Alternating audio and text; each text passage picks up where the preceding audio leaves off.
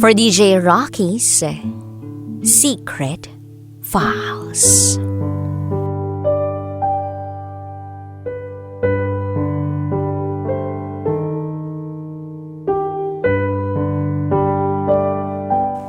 Buntis siya at papa niya ang ama. Naranasan niyo na bang malungkot dahil sa kwento ng isang kaibigan? Yung tipong dama mo kung ano man yung pinagdaanan niya. Itago niyo ako sa pangalang Ana. Itong kwentong ito ay hindi tungkol sa buhay ko, kundi kwento ng kaibigan kong tawagin na lang natin sa pangalang Jane. Ito ang kanyang secret file.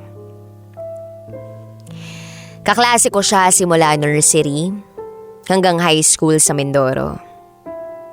Barkada ko na rin siya dahil nasa iisang barangay lang naman kami nakatira.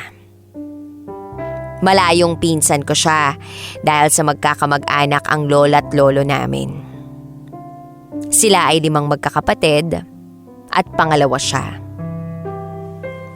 Mahirap ang buhay nila kasi ang tanging hanap buhay ng pamilya nila ay pangingisda, pangungopra at paggawa ng walis tingting.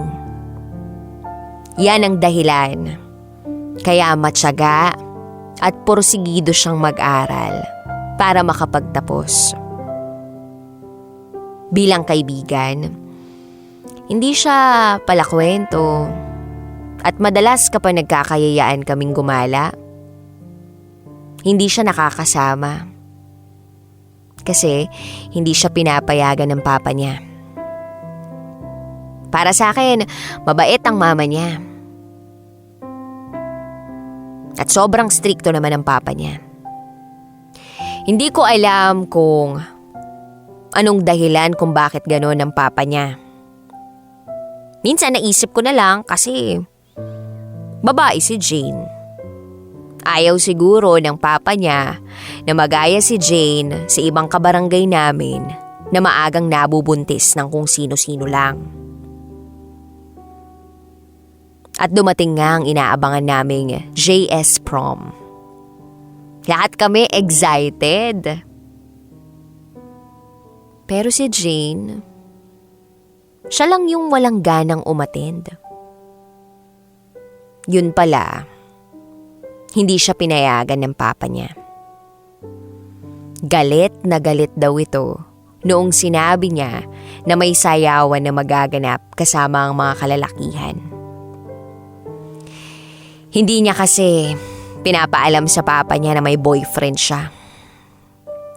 Kaming magbabarkada, ayun, napag-uusapan na siya. Kasi lagi siyang nakakulong sa bahay nila kasama ang papa niya.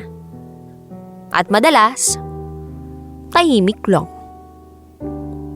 Napapansin kasi namin na siya ang madalas kasama ng papa niya. Pakiramdam namin, siya ang paboritong anak ng papa niya. Hanggang sa isang araw, may balita kaming halos ikinagulantang ng buong barangay. Buntis siya. At papa niya ang ama. Doon namin nalaman na halos araw-araw siyang ginagahasa ng papa niya. Lalo na kapag sila lang dalawa ang nasa bahay nila.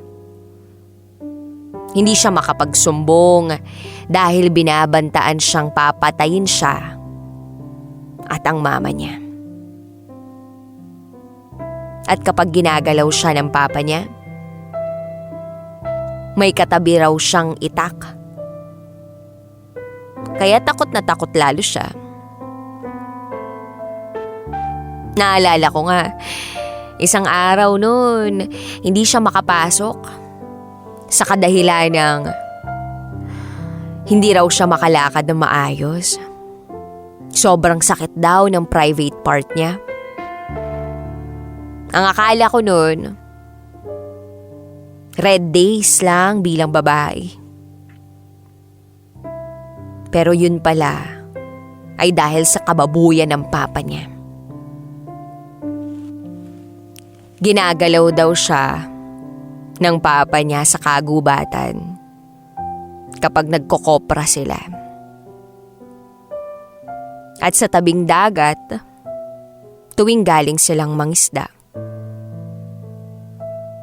Sa tagal ng kababuyan na ginagawa sa kanya ng papa niya, patuloy pa rin siya sa pag-aaral. At dahil buntis siya, at papa niya ang ama ng anak niya, baka pagchismisan lang siya sa school, nagdesisyon ng mga teacher namin na sa bahay na lang siya tuturuan. Sa awa ng Diyos, nakapagtapos kami. Nabuntis siya.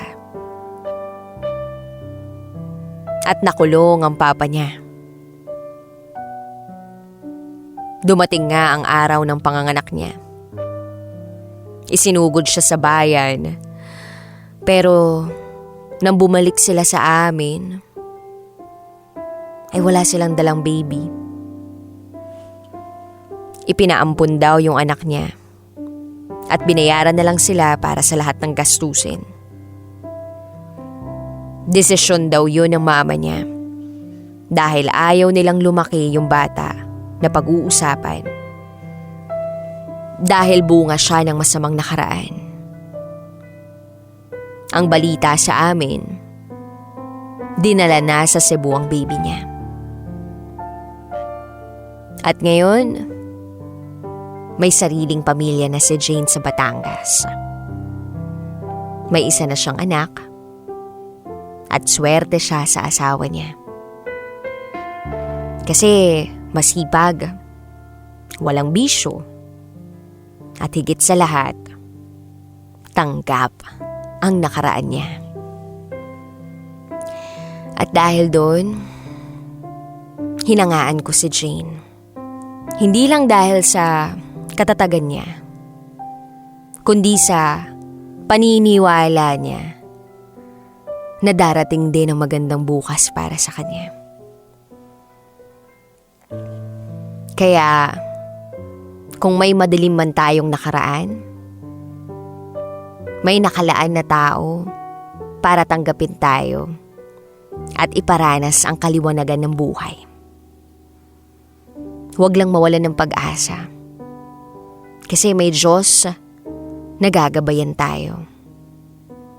Magtiwala lang tayo. Muli, ako si Anne. And this is Jane's Secret File. Always your number one SM radio station. Love Radio. Hello, kabisyo! Uy, gusto mo pa ba ng mas marami pang Secret File episodes? Ang gagawin mo lang, mag-subscribe ka na sa aming YouTube channel. It's Love Radio Manila. At pindutin mo na or i-click mo na ang notification bell para updated ka na sa aming mga latest video. Rakitera po mula sa 90.7 Love Radio. Mwah!